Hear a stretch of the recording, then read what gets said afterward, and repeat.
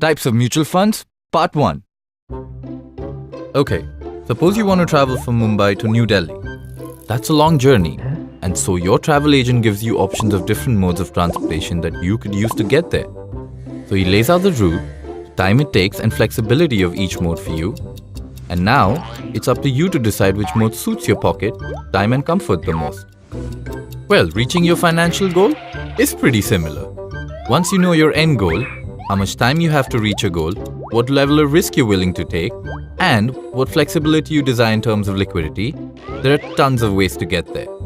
But obviously you want to find the most optimum and suitable option, and the only way to do that is to understand the different types of mutual funds that are available in the market. So, let's break down the different types of mutual fund schemes to simplify this. If an investor's biggest concern is liquidity, then it's best to consider mutual funds as classified into two broad categories, open-ended and close-ended. While the fund management principles in the two will be similar, the operational feature of liquidity is different. Think about the way you save your money. In your savings bank account, you can deposit and withdraw any amount, and the account stays active even after withdrawing some money. On the other hand, the fixed deposit account you open needs a certain amount to be invested for a certain period of time, and you may not be able to take a small amount out midway without incurring a charge, or in most cases, terminating the same. Similarly, the open-ended mutual fund is like your savings bank account, and the close-ended is like a fixed deposit. Exactly. An investor can start investing in an open-ended mutual fund scheme by investing a minimum stipulated amount and opt for further transactions like additional investments, redemption, transfer, etc. any number of times, making it as easy to operate as a savings bank account.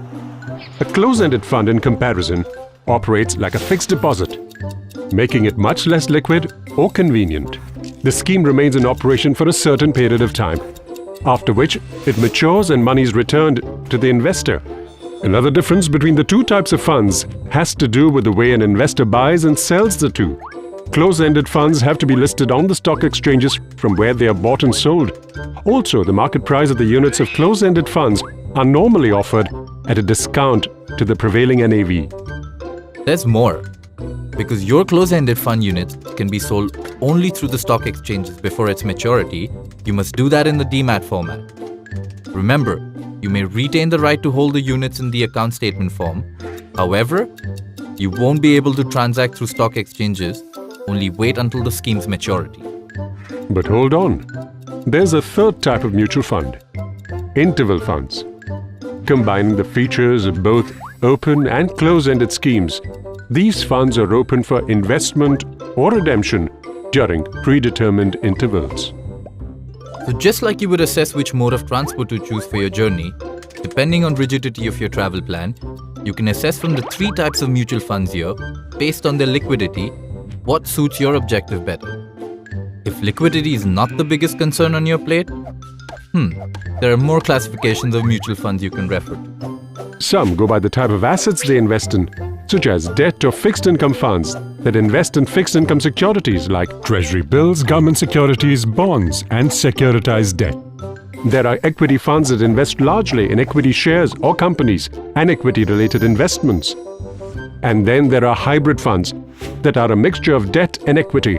We have separate videos explaining in detail the different options available within these fund types. And it doesn't stop here.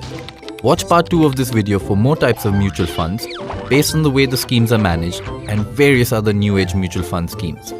It may seem like a lot, but it's simpler than you think. And understanding the different kinds of mutual funds is key to choosing the right one for you. We hope you've enjoyed watching this video.